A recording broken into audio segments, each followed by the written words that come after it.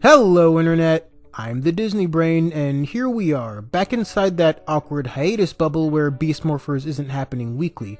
So while we're all hopefully staying safe during these trying times, let's discuss some of the things I found interesting when watching the first couple of episodes of Season 2.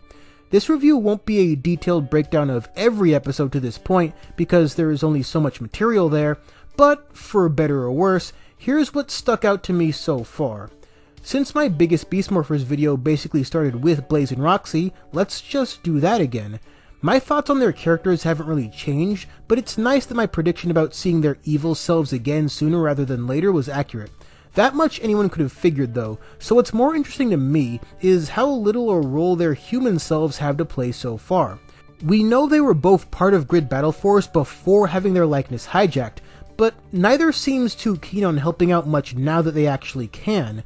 Not that they necessarily should feel guilt over what happened in Season 1, but seeing as how they still carry around that image of their avatars making a mess of things, it kind of makes you wonder how that affects them, and if we'll ever get any sort of development one way or another on that end. It's a curious detail because Season 1 put a lot of stock into what fighting the avatars meant, mainly for Ravi. Granted, the implications thereof are mostly ones that come off a bit strange if thought about to their logical conclusions, but here in Season 2, they seem to be avoiding that altogether. That places the show out of one odd scenario but into another, by framing current events as if past ones didn't have any impact at all.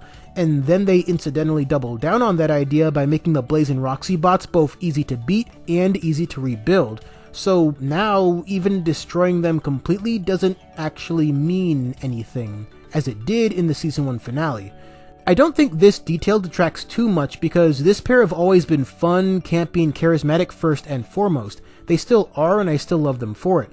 But it does strike me as peculiar that Blaze and Roxy's conniving halves return, and almost immediately after, their other halves disappear from the story as if they were both in stasis all over again.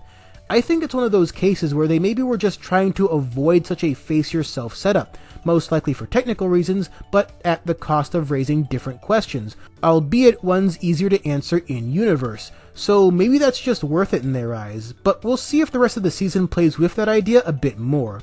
Also, since Roxy is apparently a Collins now, I guess this is as good a transition as any to discuss the return of references. Now, in any other instance, I'd lean against the obvious fan theory here. I have probably been on record as saying that I thought Kendall and Kendrix were related because why wouldn't they be? But then later I learned that their last names being the same was a coincidence. It doesn't retroactively change either character either way, so not really a big deal.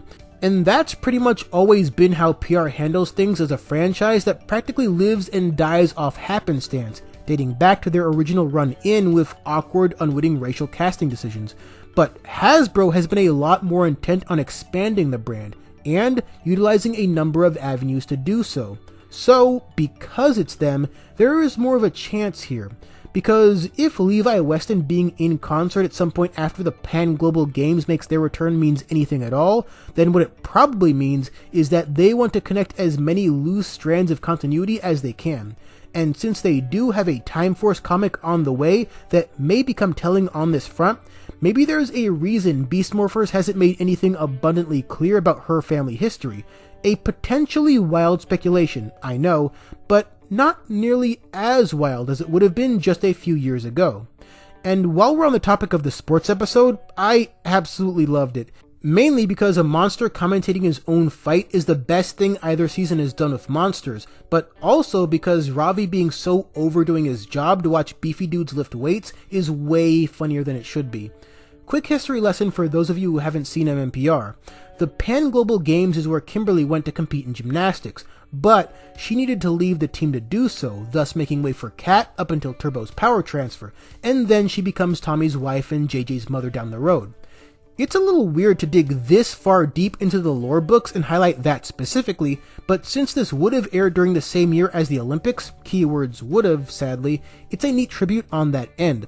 And while lore and continuity has never been a strong point of this franchise, I am pretty curious to see what other semi-obscure references this and future seasons will throw our way. The next thing I wanted to discuss is the return of Megan, and how I didn't really like it at all, honestly. I thought they had a great thing going when this selfish, manipulative go-getter got called out and fired for not being a great person. And yeah, I can change, you can change, everybody can change, hopefully most of you get that reference, but this also felt like a for its own sake type of deal. There was nothing about how Megan operated before that convinced me that she hasn't been doing this a long time. There wasn't a lot of moral deliberation and remorse there, and that's why her doubling down prior to her dismissal worked so well. So it's a bit off-putting to me to go against the message that not everyone will just change because they should, or because they were proven wrong. In fact, a lot of cases like this end with the accused blaming everyone but themselves, and then they just keep on not learning. We see this all the time. Hell, if you're on Twitter, you probably saw it 10 minutes ago. It's a plot that, if left alone, hits almost too close to reality, so it left me wishing that Mayor Evox's insistence on using Megan specifically for this was actually her working for the enemy the whole time, because they pay better or whatever sinister reason. I'm not saying I dislike the fact that Megan tries to make amends for her bad deeds. That's obviously not a bad thing. But I do dislike that it was this specific character being forced into a redemption arc that really doesn't work and takes a lot away from one of the better, more grounded Season 1 resolutions, especially when there's this guy named Blaze hanging around who used to be kind of a dick. It would make all the sense in the world if he needed to be the one to confirm his own sense of self by doing something of merit, since prior to his revival, his avatar had a lot more in common with him than Roxy's and hers.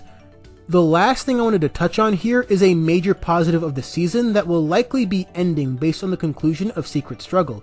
Not the will they won't they relationship stuff getting sorted out, though Steel as Cupid is solid gold, but the far superior relationship of Evox and Mayor Daniels. It's been a joy to watch, and seeing Mayor Evox try to keep it all together while the Rangers unwittingly ruin his intentions was great. This all comes to a head in Secret Struggle though, where there's this interesting paradigm shift, because Evox here feels more like the trapped protagonist who Blaze and Roxy need to save, and the Rangers are obviously keeping them from doing that. So I weirdly enough found myself rooting for them to save the day, so to speak, if only to keep this entertaining ruse going a while longer.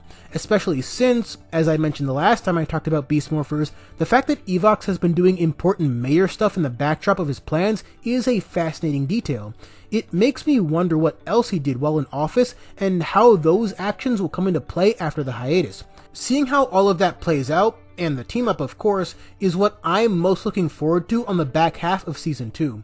A few other details that I can't really explain all that well, or already have.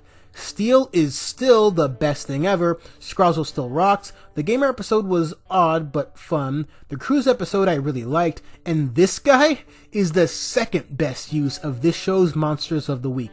The fact that he made a verbal commitment to doing a terrible French accent and then just went for it made my day that much brighter. Kudos to whoever penned that line, because minor details like that make all the difference. So all of this to say that there's a couple of things here and there that I haven't been big on during this stretch of episodes, either by way of omission or execution, but I still think it's been a lot more fun than not, and that's what Beast Morphers does best. Also, I'd like to take some time to thank all of you guys for your constant support.